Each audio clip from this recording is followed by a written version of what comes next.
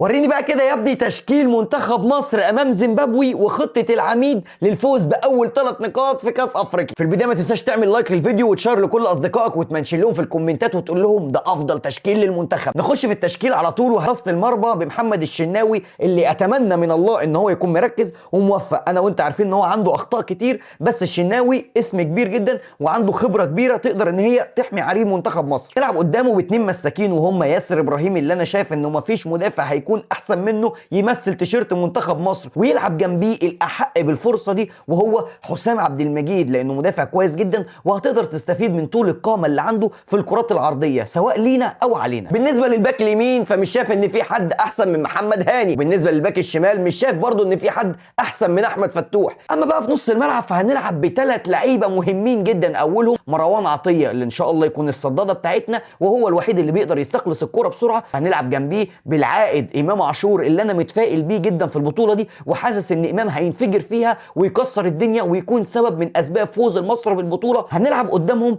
باحمد السيد زيزو، حر طليق لما بياخد المساحه بتاعته ويكون حر بيقدر يفيدك جدا باسيستات توصل لعيبتك كلها للجون. اما بقى بالنسبه لخط الهجوم فانا محتار فيه بصراحه، لكن استقريت على 3 لعيبه. هنلعب بمحمد صلاح طبعا في الجبهه بتاعته محدش يقدر يلعب عليه. اما بقى الجبهه الثانيه من وجهه نظري شايف ان احنا نريح مرموش وندي فرصه لتريزيجيه اللي انا شايفه متالق الفتره دي ونستفيد بالسرعات اللي عنده وفي نفس الوقت الانسجام اللي موجود ما بين زيزو وما بين تريزيجيه واللي هيضيف عليهم كمان امام عاشور الهاجم بتاعنا. فهو ما فيش غيره الاناكوندا مصطفى محمد اللي طالع ترند في المغرب مش فاهم على ايه. هتقول لي انت نسيت عمر مرموش نجم مانشستر سيتي. او ما نسيتوش ولا حاجه، بس على الاقل لازم يبقى عندك كارت تقدر تستخدمه في اي وقت. فشايف ان عمر مرموش وجوده على الدكه هيكون مكسب ليك، هينزل يغير النتيجه. اكتبوا لي بقى انتوا رايكم في الكومنتات في التشكيل ده، مين من اللعيبه اللي انا قلتها ما يستحقش يكون موجود ومين نسيت احطه في التشكيل. اكتبوا لي بسرعه.